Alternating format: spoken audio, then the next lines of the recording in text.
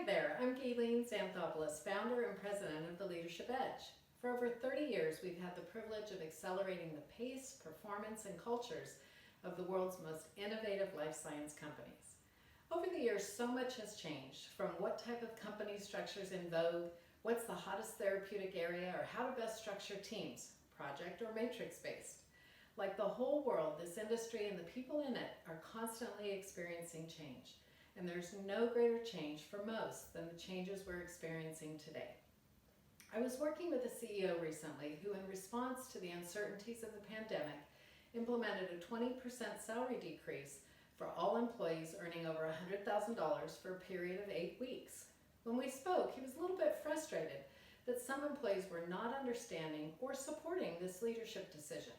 They wanted to debate whether the cutoff should be at $120,000 as they were making $110,000, or why this needed to happen at all. So what did we do? We went back to the basics. We started by better understanding our typical responses to change and some of the dynamics that can shape if and when we accept and even embrace change. I want to share with you an exercise we often do when we're starting discussions about change management. I have everyone in the room find a partner. Once they're paired up, I ask them a strange question. I ask them to look at their partner for 1 full minute and try and take in everything they can about their partner's appearance. They're okay for about the first 10 seconds, and then you can feel the discomfort in the room. No one likes to be studied up close with no pretense of not doing so. When they're done, I ask them to turn with their backs to one another. I tell them to make sure they can't see their partner. Now I ask them to change 10 things about their physical appearance. There are not a lot of rules, only they have to change 10 things, can't see their partners, and they need to remain G-rated. After some struggle, they change 10 things. What would you guess I asked them to do at this point? That's right. I asked them to turn around and see if they can identify the 10 things their partner changed. Again, a little bit of discomfort. Some make it easy to see. They take their shoes off, take their jacket off, while others create a game of Where's Waldo? You're looking to find the socks that shifted feet or the shoelace that skipped a grommet. Once they finally identified the 10 changes, they begin to change back. I then say, no, we're not done. I want you to turn around and change 10 additional things about your appearance, and it doesn't mean changing them back. I hear grumblings, looks of terror, and usually hear comments like, I didn't come dressed for this. But they turn around and begin to make changes. Then they struggle. Then they get frustrated. Then I start hearing, I can't do it. I remind them the only rules are they need to change 10 more things and their partners can't see them. I then start walking around the room. I put my watch on someone, hand a pen to another, give someone my ring. Then they start figuring out that they can use one another as resources, and we're done in a heartbeat. I have them turn around, find the changes, and we're done with the exercise. What would you guess they do then? They immediately start changing back to how they walked into the room. Even if they're actually more comfortable without shoes, the shoes go back on. The jewelry's returned and there's some good loot. And the belts are on, shirts are buttoned up, choking them at the neck, and they return to their seats. Then we talk about what happened. When asked how they felt during the exercise, they say they felt awkward. Change is uncomfortable. You aren't sure if you're doing it right, you don't want to be embarrassed, and let's face it, it's a little weird to take your shoes off in a business setting with a bunch of strangers. So what do we need to do as leaders to help them through it? We need to give them context, the why and the what. We need to reassure. We need to provide guidance and an example of what to do, like I did with the watch.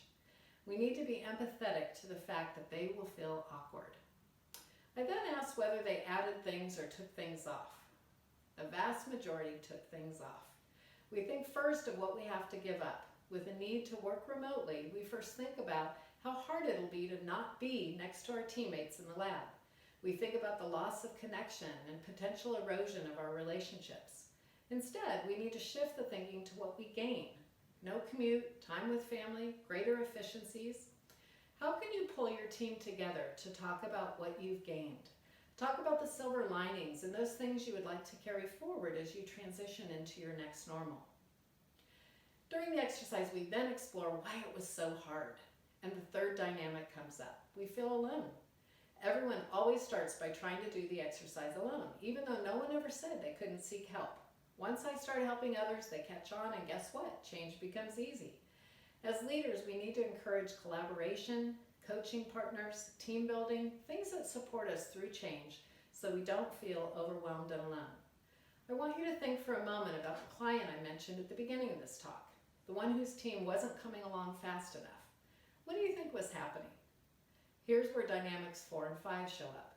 We can only handle so much change, and we have different levels of readiness for change. Going back to the exercise, the first 10 changes were uncomfortable. The next 10 felt impossible. It's absolutely critical that we plan and prioritize change. Our people are experiencing a level and rate of change that's unprecedented. They're being bombarded with changes at work and home. Remember too, you and your team have had days or weeks to process the changes you're asking of others. This is new to them and they need to take it in, understand, and accept the changes. During these crazy times, don't suddenly implement a process improvement initiative or new performance management system. They are emotionally buried. When I asked for the next 10 changes to their appearance, people said, had I known we were doing this, I would have accessorized more. The sixth dynamic is we feel we don't have enough resources. They don't fully understand Zoom. Their Wi-Fi keeps glitching. They don't know how to maintain our culture when we're all remote. They don't know how to manage the myriad of emotions both they and their teams are experiencing. As leaders, we need to think through the resources that will be needed. As you return to work, what do people really need? What's on their minds? Are they worried that this too will only be temporary? Do they feel confident they'll be safe? Are they wondering who will watch and teach their children? Take a poll, gain understanding, and provide the appropriate resources. Finally, what happened when I told them the exercise was over? Seventh dynamic, they reverted back. We will revert to our old behaviors even if the new changes are better, more productive, and healthier. Make sure you have accountability partners in place.